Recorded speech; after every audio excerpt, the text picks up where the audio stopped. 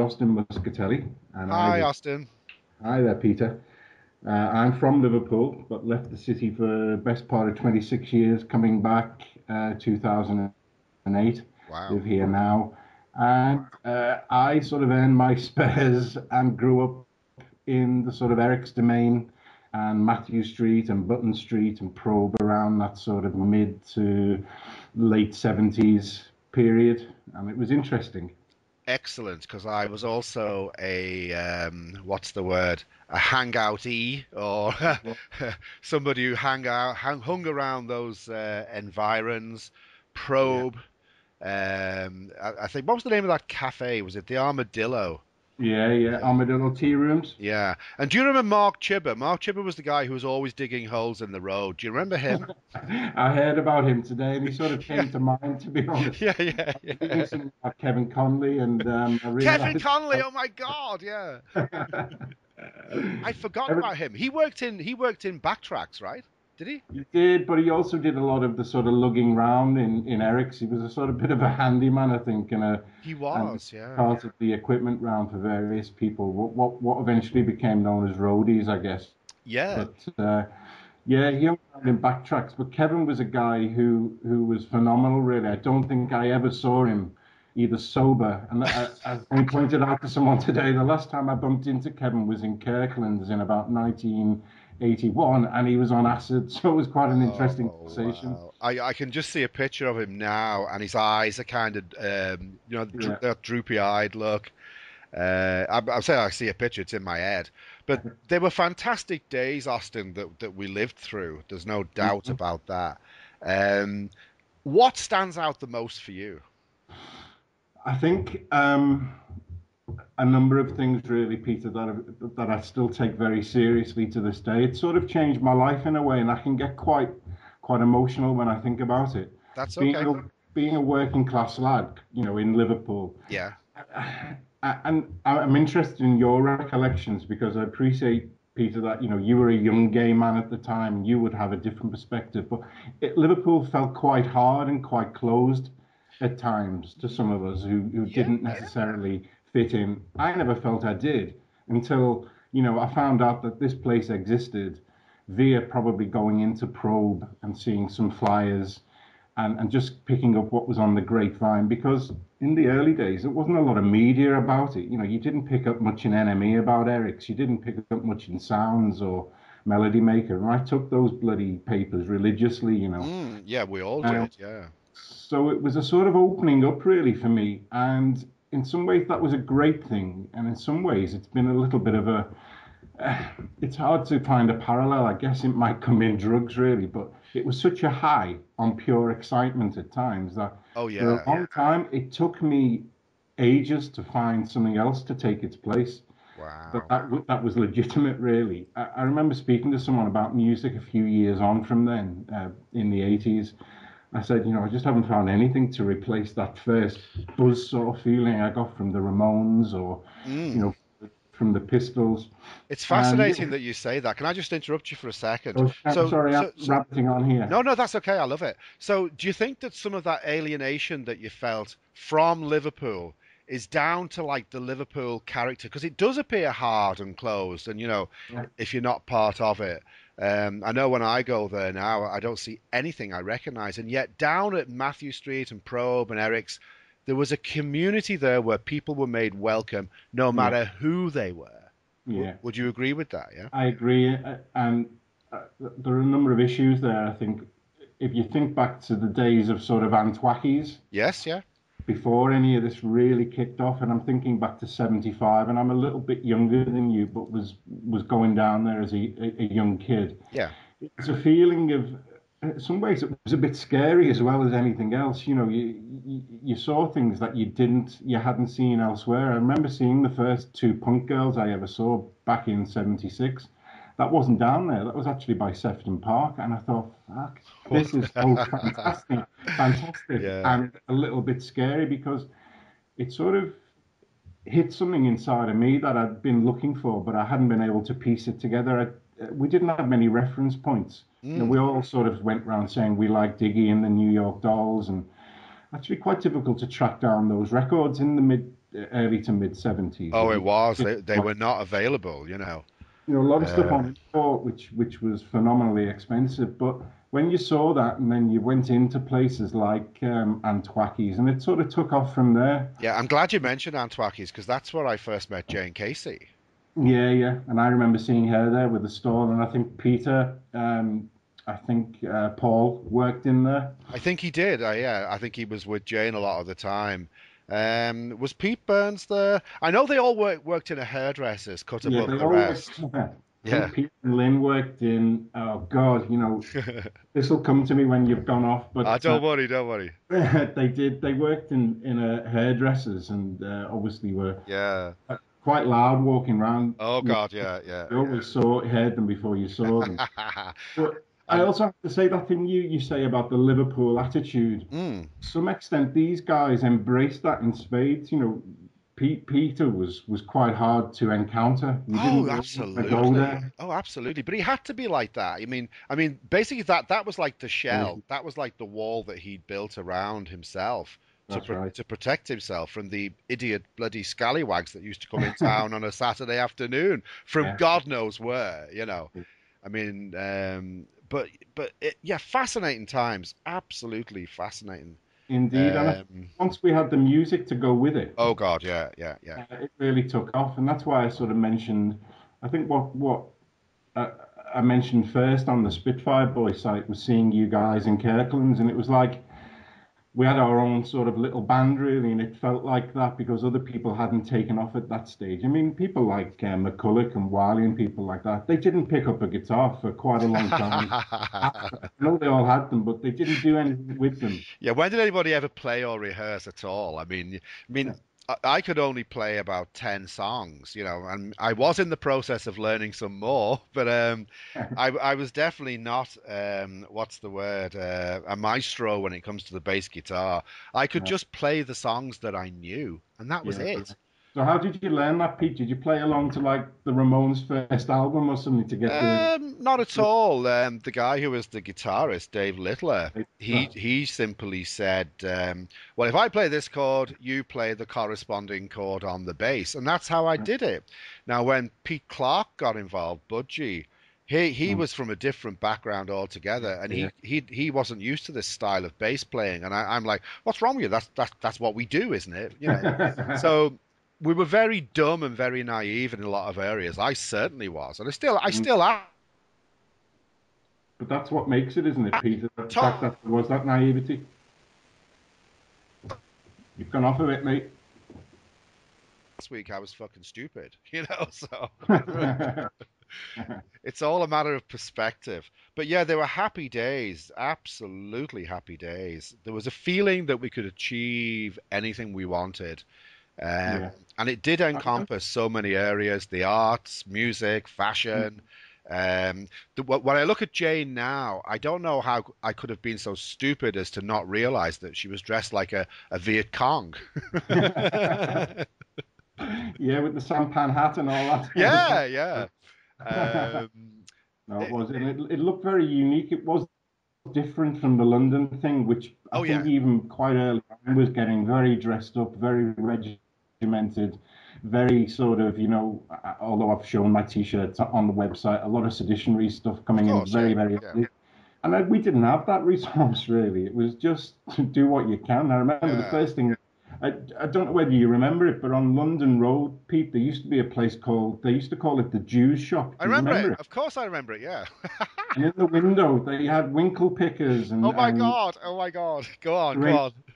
great soled shoes that they just had in spades. If you went in, Yeah. you could buy anything you wanted in there, and that's where I got my first sort of pair of tight pants and decent shoes that think I'd ever had. Oh my Terrible to God. wear. The Jew shop on Yeah. London Road. But there was an old Uh, guy and his wife, and there used to be a bloke who sat in the corner who never moved. So the old woman used to call him Lightning, and some big smelly dog as well. oh, I love that. I actually bought a pair of shoes there, and I'm horrified to this day by this, but I'm going to confess it anyway. And they were like winkle pickers with Cuban Yeah, heels, you know? yeah. And I didn't even notice when I bought them, and I didn't really notice when I got them back. They were two different fucking shoes.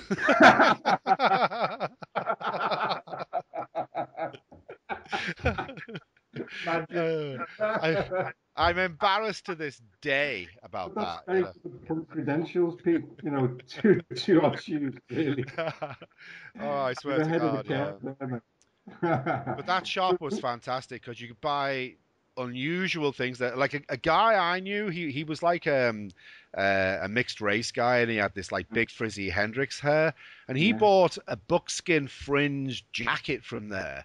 Oh, lovely. And he stood out like a sore thumb wearing this bloody jacket because it was the Yeah, only, yeah. I think it was the only one in the country, never mind Liverpool. But yeah, what a Great. fantastic place. Thanks for reminding me about that place. I mean, it was vintage before it was called vintage, really. Totally, totally, yeah. The Jew I mean, a shop. funny place, really, London Road. Not noted for its bohemian credentials, usually. Ah, but come on, that is amazing. I was going to ask you something else there for a second, but I've forgotten. Oh, I was going to mention the story that Pete and Lynn used to tell about how they met Holly.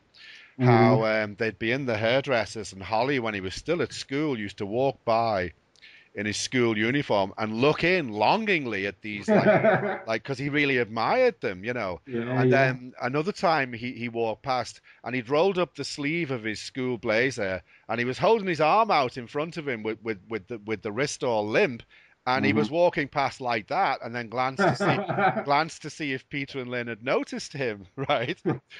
Anyway, it finally all came to a head when one day he plucked up the courage and he opened the door and he just blurted, you know, I just wanted to say that I think you're all absolutely FAB. And I swear to God, like Pete and Lynn would tell that story, and every time I would crack up laughing. Well, isn't it Uh, a coincidence, Pete? Because um, Holly used to go to a school called the Collegiate, he did, yeah. not far from London Road, actually. And I went to the school opposite him, which was called Campion. Right, yeah. Two of the hardest schools in Liverpool. Oh You'll God, never yeah, find yeah. much harder. And I remember in retrospect now seeing the guy who must have been Holly um, on the occasions he came in when he'd started colouring his hair and stuff. Yes, yes, yeah. But the thing I remember seeing that and thinking, right, there is a way forward. And thinking about a thing that Joe Strummer used to say that when he saw the Sex Pistols, he realised he wasn't crud anymore. Yeah, yeah. And that's how I felt seeing this. I thought, you know what? You can fucking do anything you want, really. Yeah, yeah. And Whatever you, like you said there about the schools being hard. If you weren't hard, you were nothing. yeah, well, you were fucking, you fucked, really. Well, If you you were, went hard. yeah, yeah. Yeah, you had And to I don't even find think another. was gay even a word in the day. I'm not even sure if it was. Like Not that I, you were queer or something, you know. yeah.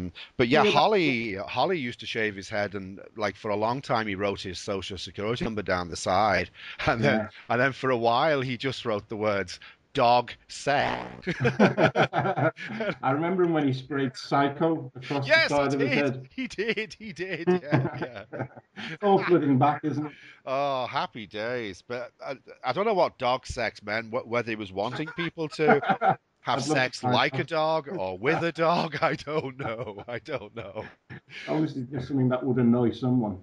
But the beautiful thing, especially about Jane and Antwakis and Paul and Holly and that, was there was a sense that you could wear what you wanted, nothing mattered anymore. You know, um, hippies were kind of like flirt pants and Mm, whatever, you know. mm, And then suddenly this thing comes along. Now, punk did become kind of uniform in a way after a while, yeah, but yeah, essentially, like I just tried to copy off like my American heroes because I used to love the whole New York scene, you know, yeah, yeah. Dolls, Ramones, Heartbreakers, you know, all that kind of thing, CBGBs and Yeah. Maxes. Well, I think I'm the Heartbreakers with Richard Hell in them was probably a benchmark for me as well. wow, yeah, yeah, He was there because I actually think they were a better band to have him in it, really, before they became this hardened sort of rock and roll junkie band. yeah. It's But he sad, always was really, what really happened to good. the Heartbreakers, isn't it? Yeah, they fell apart because of junk, really, didn't they? But Totally. no, Yeah. the good thing was that it also gave us a little bit of cohesion for a while. And I know whilst I remember you from being in the band and stuff, you certainly wouldn't remember me. But it's good that we were cohesive as a sort of loose ensemble of people who actually went somewhere that had a bit of an identity for a while. And I think that's why it did, again, I say it would change my life. It gave me something, a benchmark to say, hold on, whatever happens after this, you know, Yeah. you It can was do whatever the fuck you want, really. exactly, yeah. It was positive. I don't know if I remember you or not. Now, I do remember a lot of details, and yet some things I'm just completely blank on, you know. Yeah. But did we ever talk? Did we ever talk? We did when I offered you the fiver for your New York Dolls badge. I can't remember that at all, really. The thing is, like, I used to find myself like quite talkative, and I found that other members of the band were less talkative. Mm, And it wasn't, I don't even know what the reason was, but I couldn't help talking to people. I still, to this yeah, day, I love talking to people, you know what I mean? yeah, yeah. That's obvious. Because I love hearing what makes people tick and like, you know, Yeah, what's going yeah. on. You know, it's a fantastic thing. So I definitely probably, well, okay, I'll be totally, I don't remember talking to you, but No, no. if I could see a photograph of you then, I would probably go, "Oh my God, that guy," you know. Um, I and think I put one that's up wearing the shades on the site, so you'll have to have a look at that well, I one. think I But saw that one. Oh, did I he see wasn't that one? wearing the shades at the time. I'll take a look later because if I start doing things when I'm Skyping and my connection usually dies, No, I just even though we're in a technological age, you know, I'm mine's fucked up. Sorry, I cut you off there. What were you saying? I just remember being in Backtracks and they had that badge of yours in this glass case, and I offered them, and you were actually there, and I think the guy who ran Backtracks was his name Alan, the little guy. Oh, Alan. Yeah. I Wow. asked him, it's his badge. So I asked you, and you said, well, you sort of smiled and said no. And I thought that's such a fucking special badge. I don't expect him to sell it, but I really want it, so I'll offer you a fiver. It's those days for a badge, a button badge, just Yeah. accept it. So you're a man of integrity, Pete. You didn't accept the Oh, thing thank you. for your badge. I didn't sell out for money then. Just So, everything else. Yeah. Actually, do you know something? Talking about selling out and something you mentioned earlier about the drugs, mm, it was the fact that people were starting to do drugs that to some degree made me leave Liverpool because mm, I'd kind of been through my own drug phase in the early 70s. And right. for people I knew and respected to be getting into drugs, I just kind of went, "Oh God, no!" You know, Yeah, I didn't want to be part of it. I'd survived a yeah. drug period, so I certainly didn't want to go back into it. So when did you Uh, leave, Pete? I actually can't remember. I have a feeling it was probably spring 1979. Really? But I didn't tell anybody. I just planned. I got myself a job in the Lake District working in a pub, Hmm. which I'd been 2 years before. And I did it all quietly. I didn't tell anybody. March is coming to mind right now. March, Yeah, April. And I just fucked off. You know, I just packed a load of stuff. I came back and, you know, I left some stuff and came back and got some stuff. And I maintained contact with a few people, but yeah. I was happy to lose people because I didn't want to be involved in where it Hmm. was going and what was happening. And I definitely felt that, you know, my time was done, if you know Yeah, what I mean. yeah. And for years, I'll be honest with you, for years, I was just so embarrassed about the whole thing. And if Yeah, anyone yeah. mentioned it or found out, I'd be like, oh God, no, please don't mention that. Well, that's Now, I interesting don't you should care. say that, Pete, because I'll tell you why. Um, despite obviously not knowing you all those years when you've been away and only sort of knowing you a little bit from the early days of the band and stuff, Yeah. I sensed a change, funnily enough, and I don't know how I've done this. I sensed a change when I saw your Spitfire Boys page and I saw, the Eric 77 page. In my mind, I'd always thought Griff was never going to be a person to be sort of nostalgic or want to reminisce. And Uh-huh. maybe you've with age you've gone a little bit more mellow and don't mind that now. Oh yeah, definitely. I mean, I was even embarrassed about being born in Wiston Hospital. I was even embarrassed, you know, when people said, "Where are you from?" Like I was brought up in Prescott, and I was Yeah, even embarrassed to say that for a yeah. long time. And Is if that anyone because it asked wasn't? me, you know, I'd say, "Oh no, I'm from Liverpool," you know. And Yeah, you yeah, know, I was brought up in Prescott. I mean, why was I like ashamed of that. I don't know. This whole northern English town, city, that whole thing. I just like. I wish I was like. I suppose like Andy Warhol. He was embarrassed about being from Philadelphia. If I could have said, "Oh, I'm Mhm. from New York," that would have done it for me. Yeah. At the time, now I'm completely honest about where I came from and who I was and who I am Yeah. because I'm no longer embarrassed for whatever reason. How about you? Yeah. Do you feel funny about the Italian connection or not? Yeah.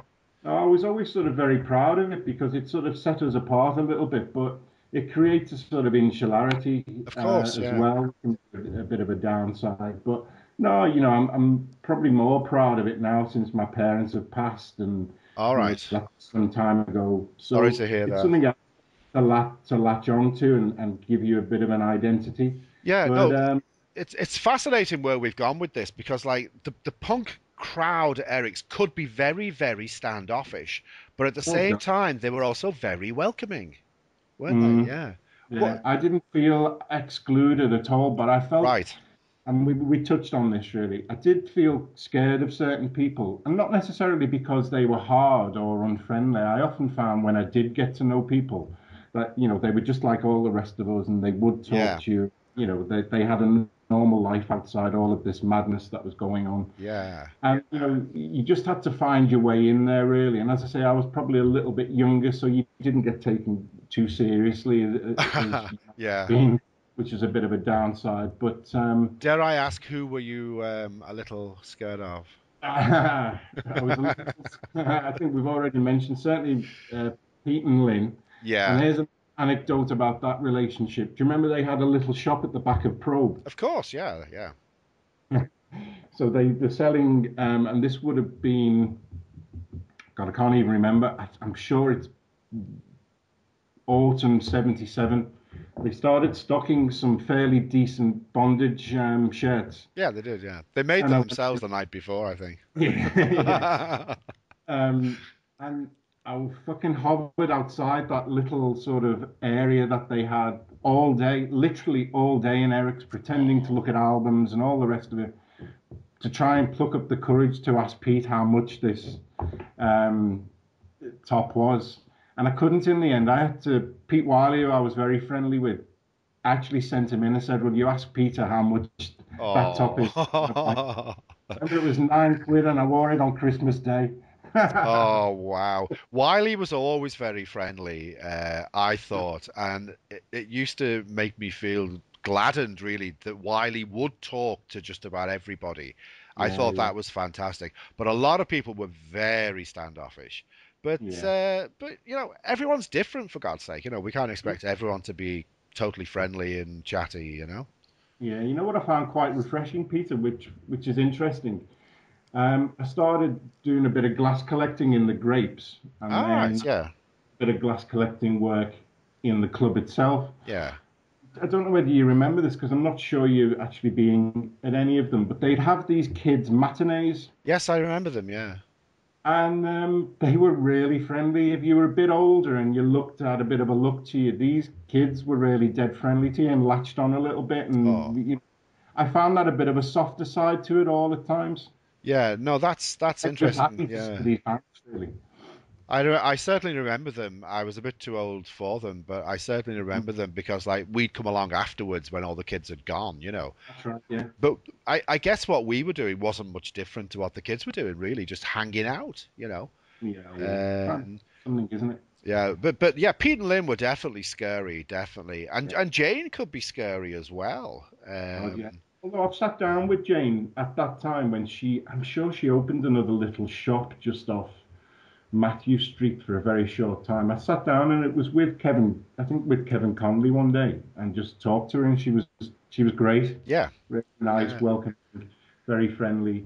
And it's one of these things, like with all of us, I guess, someone's got to break down your shell a little bit, and you can be yourself, can't you? Yeah, and I think the shell that we all build around ourselves is just that. It's just a protective layer, Yeah, and you're continually assessing who to let in and who to not let in, and you can make mistakes. Good God, we all make yeah. mistakes. Just a Yeah. bit. I mean, I think when you talk about the drug issue and why that sort of, I got a bit fed up with Eric's just being, it turned into a bit of a piss artist place to some extent towards the end. I mean, I stopped going in '79 and I never got involved in that anti-closure protest. I think a lot of everything has its day. Yeah, I agree with that. Yeah. Had it passed really and gave other people a chance to do other things. But everything revolved around slalom D lager at the time, and I just got a bit too much really. Yeah, no, I totally understand that. I've only in the last 3 years stopped drinking. I drank my whole life Yeah, because that's just what people did. And I'll be totally honest, it nearly actually killed me. yeah, And I didn't even realize I was drinking that much until one week my liver and kidneys just packed in, yeah. and I was very lucky to survive. And as I'm lying there on the trolley, I thought, okay, that's it. I've had a great old time. It's been fun, but I won't be touching any more drink. That's it. Over and It's, done. yeah, And the funny thing is, if I could go back, I would do it all again, but not drink. I really would. really. Oh, totally. I That's wouldn't an do drink, and interesting I point. wouldn't do drink or drugs because I know I'd be better. I'd be more the me that I love, and Yeah, yeah. Oh, that's a really interesting point because I think all of us have who are interested in music culture and have come from that background have all had a bit of a flirtation with the things we shouldn't do, really. And totally, totally. I've been there and had my regrets, so I do know where you're coming from on that. Absolutely, Yeah. really, really, truly agree with you there. Yeah, I'm glad. And you don't learn from other people's mistakes either, like you So mentioned you're the using this Heartbreakers, and for your and own good. it's a great loss to music when someone like that perishes because of stupid drugs. Exactly, exactly. And there's nothing great about being in a group of 27-year-olds who are all dead, like Jim Yeah. Morrison and all the rest of them. What was the point, really? Yeah, I know. No, I absolutely 100% agree with that. And anyone who gets into drugs, I would just say, look, I hate to preach to people because I still believe that people should be free to do what they want. But Yeah. if they ask me, I'll just tell them straight. I believe people can believe what they like. I certainly think that when a person's behavior affects others, then you should tell them. Yeah, yeah, Um, I agree. So what was it with you, Pete, in those early '70s and stuff? Was it speed at that time or just dope or what? um, You don't have to answer if you don't want no, to I don't mind. I don't mind at all. T- It was actually everything. Mm, I'll be honest with you. The only thing I didn't really get into was hardcore narcotics, but yeah. certainly speed. Prior to that, it had been a lot of downers mixed with bloody Mandy's and all that sort of Mandy's. shit. Oh my. Like, I remember riding home on my motorbike one night from a club on my motor. I already said on my motorbike. I'll say it again on my motorbike. And we've been taking Mandy's. And I remember we just got slower and slower and slower Yeah, until the bike just fell over, you know. yeah, And yet, yeah, and yet I was awake all the time. And yeah, when I look at that now, I think, what the fuck did I do that for? And then yeah, another time I took loads of sodium amytal, which is the truth drug, and yeah. and all I can remember is just like using the walls to walk anywhere because I couldn't fucking stand up. Yeah. Um, Stuff in Liverpool in the '70s. Totally, yeah, totally. And then we used to go like the Empire and the Stadium and all that kind of Yeah, thing before Eric's. This is, you know. of course, yeah. So I'd kind of done all that, and it just, it upset me to see people, discovering these things for the first time. But I actually was 2 or 3 years older than most of the people who were around. Yeah, yeah. So that was kind of interesting. But yeah, and then when the punk thing came along, it was definitely a lot more speed. So Yeah. yeah, a complete waste of fucking time now when I look at it. And things would have been a lot better if you had been yourself. Because the drugs again put up barriers that you don't really That's need right. there, and they That's right. do alter your personality. I think there's no question about that. Your Yeah, personality does undergo a change. yeah. All of a sudden, you can't talk to people who aren't doing drugs. It's like, yeah, it's true though, isn't it? You got it That's in one there. yeah, that's the club. That's the club you're now Yeah. in. Yeah. Oh, and the funny thing is, when I first started smoking joints and getting high, I found Mm, I found that I couldn't stop calling people man. Oh wow, this persona's taken over me now, man. Sort of goes, doesn't it, with the territory? It Steve, does. let me ask you a question I've been wanting to sort of ask you for years and years and years, Go to be ahead. honest. Go ahead. It was about the making of the record. How did that really happen? How did it feel? What were the mechanics of that turning up to a studio? Sorry, I'm And really I'll ask glad. you Yeah, I'm really glad you I'll asked ask me you that. an honest question, expecting an honest No, answer. no, totally. Given the band's limitations, Yeah. did everyone in the band play what's on the record, or Oh did God, someone come in and yeah. help? Not at all. Um, it was very exciting. Like first of all, before we even got the record deal, we'd gone to Wigan Casino. Mm, I'm not too sure. Were we playing there or not? I actually can't remember. Julian Cope was there because it was in the bar there that he turned around to me and he described me as a musician that wasn't musical. Or was it the other way around? I'm not sure. Basically, what he was saying thank that God for Julian, eh? yeah. Well, I mean, let's not go there for a while Shall we? anyway. But yeah, and then we met the guy who was the manager of Wigan Casino, who we called him Richard the Third because he had this awful like yeah Basically. Basin haircut. Yeah, Richard the Third. And he put us in touch with this record company in London. Now, this is how dumb we were. He said Mm, that the guy's name was Robert Kingston. yeah. Um, And it's Robert Kingston Records, isn't it? It's RK Records. RK. But Yeah. he told us that this guy was either related to or descended from RKO, the movie people. Right. Yeah, and like that's just absolute fucking bullshit. But we believed it. We believed it. We thought we were signing to RKO Records, and Right. like RKO as a movie company were dead and gone years. But we Yeah, we yeah. thought there was something quite nice, nostalgic about the name because I loved Yeah. old black and white Everything you know movies. about Myrna Loy and people like that. Yeah, exactly, exactly. So we thought we were going with RKO, you know. Mm, mm, And it was just this guy. He was a very tall, distinguished man. We went to meet them, and they showed us this contract, and we just didn't have a clue. We didn't get mm. legal advice. We didn't do anything. This contract was thrust at us, and we just kind of looked at each other. It was like, well, what should we do now? So in the end, we signed it, and I think they gave us 100 quid each. And that was it. That's all we ever made off that record. And I do believe it sold about 40, 50,000 copies over the years. Well, now, did But you ever get any payback off the actual record itself? Do you ever get, 1 pence royalty checks and not at stuff? all, not a penny. In recent times, when Warner Brothers made the North by Northwest album, and Mm, the Spitfire Boys single was the first track, I believe, mm. they contacted me to give permission to have the song on the album, and they said that they would give me 500 quid, and I never got that. So Warner Right. Brothers, give me my fucking Yeah. money. Fucking payment. But Because I where was the recording done, Pete? Was it back up north, or No, did no, you no. stay It, down? it was someplace in London. We went down to London, and here again, a bit like when we're in the office looking at each other saying, "What should we do next? What should we Mm, do? Should we sign it?" mm. In the recording studio, we didn't have a fucking clue. You know, I Did mean, they have an engineer for you and stuff like that? do they what? Did they have a studio engineer for you? Oh, Because there they was, use. yeah. There was a studio engineer, and then the son of this Robert Kingston guy, if he was his son. I mean, I've no idea if anything these people told us was true. Yeah, Richard III was supposed to be our manager. He did organise a tour for us, which took us all over the country and yeah. I remember that little tour. I yeah, remember. into all kinds of crazy scrapes.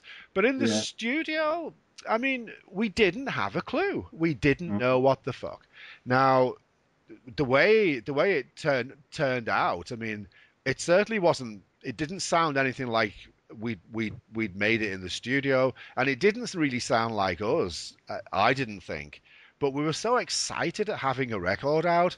Of We didn't course. we didn't even consider the fact that hang on a minute, this is crap. It never occurred to us. Um, when I look at it now, I do have a fondness for it, definitely. But Mm. I think it kind of galls a little bit that it could have been so much better. Yeah, yeah. But we You didn't know, know, you know. those Um, who'd seen the band and then listened to the record, you hear about this a lot, don't you? you You do, of course, yeah. can't capture that energy, that live energy, and the production on it is very, very poor. Someone should have said, let's turn it up and put a bit more weight behind it, and it's very tinny. But I guess that's part of the punk thing, isn't it? Everything was a bit tinny for a while. But I think we all felt, it should have been fucking great. No, no, I do totally 100% agree with you. And it was our lack of experience and the fact that we didn't know nothing Mm, that got us into that situation. Now, if we'd had a few more decent songs, it would have been. In fact, we were moving in a completely different direction when it all split up. You know, mm, we had Wiley as a guitarist, and we were working on new material, and we were yeah, gonna probably develop into something better than it became. yeah. But I have absolutely no regrets. But definitely things could have been better with regards to that single. Mm. Um, And did like you not record any other stuff for later release? Was that the only two you did? The the only A-side? other thing that was ever recorded was done a live thing that was done. It might have even been our last ever gig, and it was recorded by the Open Eye Studio guy, Mike No, Nola, Naughty no, Nola. Yeah, great guy. yeah, And that cassette was actually around for a long time. Now I had a copy of that for a while, and we were going yeah. to bring out a single post Spitfire Boys of that live gig. And I had everything in place for that round about 78, 79, and I got a big setback. And that was another reason for leaving Liverpool. I'd Mm, failed, you know, I'd failed in trying to do what I wanted to do. right. Um, the cassette tape has actually since gone missing. No one Uh, seems to know where it is. okay. Noddy seems to think that Julian Cope stole it. Yeah. So if he didn't, I'm sorry for saying that. And if he did, give us our fucking tape back, you bastard. You know. Well, he's a um, collector. He's a great magpie, isn't he, Julian? So it could be somewhere in a tin box under the bed. it could be, you know, but it's a shame, really. Did you say you had a Spitfire Boys tape as well?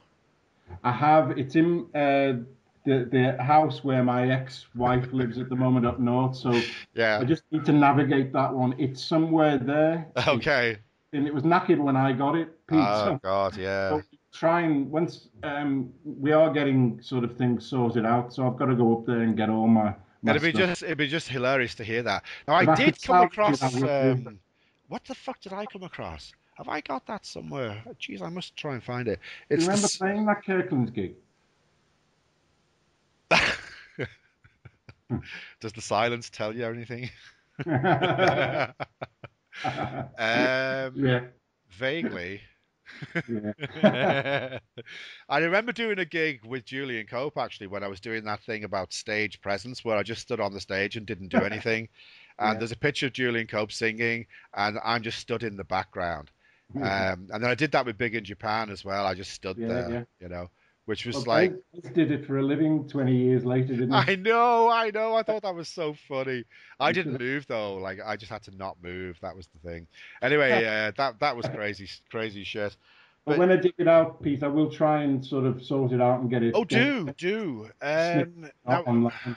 I think somebody found an old rehearsal tape from. We used to rehearse in the old Bridewell. I don't know if you remember that. Yeah, yeah, You yeah. went straight up London Road, and everything around it had been demolished except this fortress-like cop shop. Yeah. And it had high walls around it, 12 foot high, and Easy coal, wasn't it? oh yeah, it was just a fantastic place. But yeah, happy days there. And I think there's a link there because I think Holly, when they first formed, the bands that sort of predated Frankie for a little while, I think the Sons of Egypt, they all rehearsed there a couple of Really? years after you guys. There's Wow. still that little link there. There is, of course, yeah. We So, should have a blue plaque. That's what we need round here. Blue plaques. ha! Ah, no, we don't want the blue plaques. So listen, we're talking for about 45 minutes here, Austin. So, what should we stop there? Because that's a lot for anyone to listen to. Yeah. And You do what you want with it, Pete. You edit it. If there's anything interesting, I'd love to hear it. But I like it the set way me it up is, you and know. then just chat generally because there's other stuff I'd like to talk to you about. Absolutely, totally. Yeah, this is part one, okay? Cool. And then in the meantime, what we'll do is we'll prepare for a part two. We'll see what Yeah. the And response is to part one, rethinking. first of all, you know, because you know what I find amazing? If like, okay, we got a 45-minute MP3 here, so Yeah. like, I'd Long one. post that, and within a minute, people start clicking they like it, and I'm thinking, Yeah. whoa, they can't like it, they haven't fucking heard it, you know? No, it's the anticipation, Pete. They're anticipating liking Ah, it. so That's what I always take from those things, so I don't get downhearted. that's a good one. Listen, Austin, it's been an absolute pleasure chatting to you, Jeep. and I shall get this posted as soon as possible, then we can listen to it. Okay? And great to speak to you. Speak to you soon. You too.